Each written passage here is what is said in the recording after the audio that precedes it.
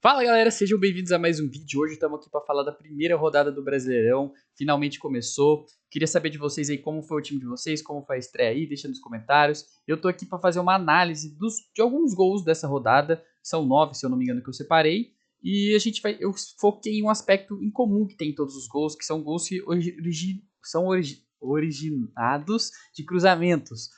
Especialmente gols com cruzamentos que vão do lado oposto, mas nem todos são esse caso. E lembrando que se você gostar dessa análise, lembra de me seguir, deixar seu comentário, compartilhar com seus amigos e até mesmo ativar o sininho para você não perder nenhum vídeo. Então vamos lá já na partida entre Vasco e Santos. E já que a gente vai falar de cruzamento, sim, gols de cabeça, a maioria, vamos falar do Vegete, começar com ele, que é talvez um dos principais cabeceadores, ou principal cabeceador do futebol brasileiro, dá para dizer isso, um dos principais cabeceadores do mundo, quem sabe, né? Que é algo que ele faz com maestria. No caso, esse primeiro não é o gol dele, mas que ele tem uma participação muito efetiva nisso. E aqui é uma bola que é invertida para o Piton. Ele faz um belíssimo cruzamento do Vegete, que consegue direcionar essa bola de maneira espetacular aqui para o Nuno, o jogador do Vasco. E aqui um detalhe, vamos já focar. Em vez de focar no cruzamento aqui do Vegete, vamos olhar aqui para cima. No desmarque que o Vegete consegue fazer em cima do Zé Ivaldo. Olha como ele vai para um lado e consegue direcionar. Ele faz o gato, né? Finge que vai para o meio da área e corta para fora, já que ele sabe que o cruzamento sempre vai já que ele sabe que o cruzamento vai nessa direção ali da segunda trave.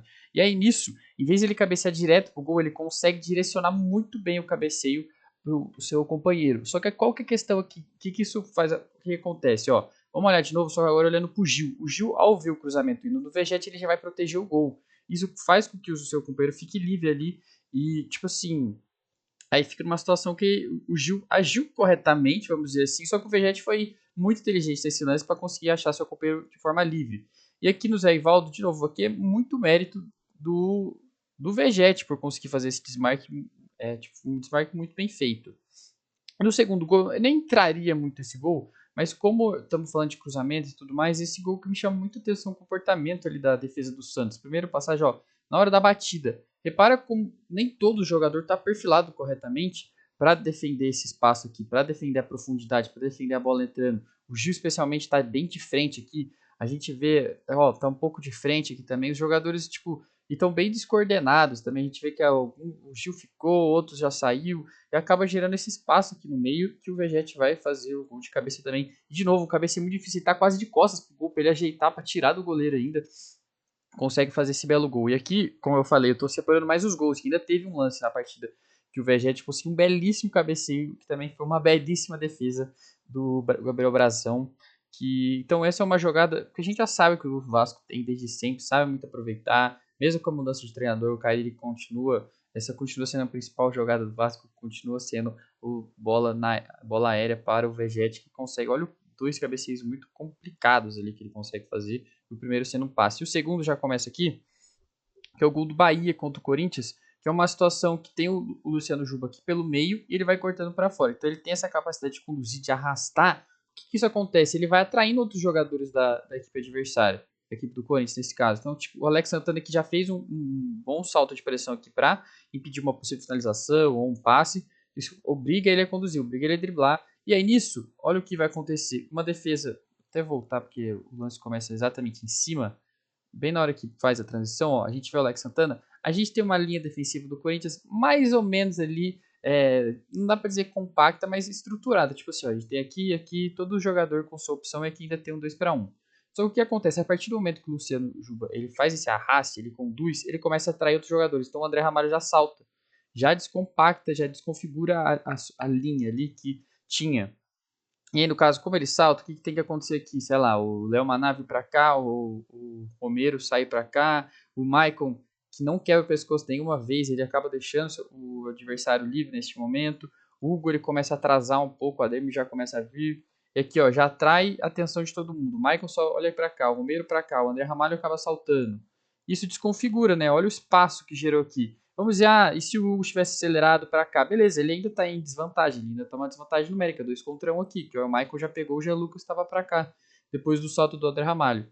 Então fica uma situação dessa, tipo, quando o jogador vai arrastando, vai conduzindo, ele atrai outros jogadores, fazem outros jogadores saltarem pressão, que acaba desconfigurando a linha, e ele consegue um belo cruzamento ali numa situação que é o que eu falei. Mesmo se o Hugo tivesse mais para cá, estaria numa situação de 2 contra 1, até porque o Maicon veio também, ó, coloca o Maicon nessa conta, a gente tem aqui, ó, um 3 contra 2, então, enfim, estaria em desvantagem numérica, seria um lance complicado mesmo, mas também mérito do jogador do Bahia fazer essa condução. Mas tem esses pequenos erros. E aqui, ó, a gente já tem uma situação, vou pausar o vídeo aqui que dá para visualizar bem o que eu queria dizer. Uma situação que o Bahia estava com a menos e ele preferiu defender nesse 5-3-1. E o que que acontece? Beleza. O Bahia dá prioridade para colocar 3 jogadores no meio, então o Corinthians não vai ter nenhum jogo interior, vai ter que sempre rodar por fora. E é isso que acontece, rodou por fora aqui com o Bidon. Só que qual que é a questão? Que é uma vulnerabilidade que por escolher defender desse jeito, você vai ter, que é aqui nas laterais. Às vezes você vai ter um 2 contra 1 contra o lateral, vai ter esse jogador aqui com uma bola descoberta, que nesse caso vai estar marcado, com possibilidade de gerar o cruzamento. Esse mesmo jogador que salta a pressão aqui, que acho que é o Eric, ele vai ter que saltar a pressão para cá. E aí a gente pode até argumentar, tipo, ó, saltou pressão, deixou o jogador livre, se ele poderia ter sido mais conservador, fechado mais o espaço aqui, enfim. Se ele salta a pressão aqui, ele é o mesmo que vai ter que saltar a pressão do outro lado. E aí, essa demora mais ou menos, porque não tem muito o que fazer, ele vai ter que saltar lá, saltar aqui, e dar espaço para o Bidon, de cabeça erguida, dominar, ajeitar o corpo, conseguir realizar um belo cruzamento. E aqui também o posicionamento do Canu, o perfilamento dele não é um dos melhores para defender a profundidade também. Ele tinha que estar um pouco mais lateralizado para cá, já perfilado para defender esse espaço que para cá, vendo esse possível cruzamento. E também mérito do Bidon, que bola que ele consegue meter nesse intervalo entre os dois jogadores do Bahia. Então é um pouco deixa. Às vezes a gente não precisa nem sempre ver o problema, sei lá, no jogador que estava marcando. Às vezes a questão é essa, tipo, faltou esse salto de pressão mais intenso. E eu sei que é complicado, especialmente na situação de 1 a menos. Em outros gols eu vou comentar um pouco mais disso também. Esse do Internacional e Flamengo é interessante que essa é uma dinâmica do Internacional que é feita propositalmente para isso. Então você vai ter um jogador afundando a linha defensiva, você vai ter um jogador atraindo os seus opositores. Isso gera uma possibilidade desse cruzamento ao lado do posto com o jogador sozinho. O Bruno Henrique vai estar sozinho para finalizar. Isso é uma jogada que vocês podem até ver na final do Gauchão. O Inter fez isso, saíram 2 gols no jogo da ida, se eu não me engano. Saíram 2 gols do Inter por causa dessa dinâmica. O Inter afunda a defesa do Flamengo atrás jogadores. E às vezes isso pode gerar um passe de retorno, pode gerar esse cruzamento do lado oposto, ou pode gerar tipo, um dos médios infiltrando para receber, sei lá, na marca do pênalti. Essa situação de afundar a linha adversária podem gerar gols dessa maneira. E aqui outra situação que eu estava falando sobre salto de pressão, deixar o gol sair de novo, um gol cruzamento do posto. A gente sempre gosta de falar sobre quem estava marcando, mas é sempre muito importante a gente falar sobre isso aqui, ó. Beleza, Mirassol, o jogador do Mirassol estava cobrindo, fechando o meio, mas aqui tem que ser mais ágil, tem que ser mais velocidade para fechar esse cruzamento, para não deixar o cruzamento ocorrer. Porque é o que eu falei, ele consegue dominar, levantar a cabeça, olhar a melhor opção e colocar o melhor gesto técnico para realizar o cruzamento. Mas aqui, se a gente tem uma subida de pressão mais intensa, pode impedir que esse cruzamento saia. Mas beleza, o cruzamento saiu. Olha como jogador também, por ser esse lado oposto, a gente sempre tem que ter muita mentalidade zonal, que a gente fala, que tem que estar atento com todas as referências que vão ter ali. Então a gente tem que estar atento com a bola, com quem a gente tem que marcar, com qual espaço a gente tem que fechar.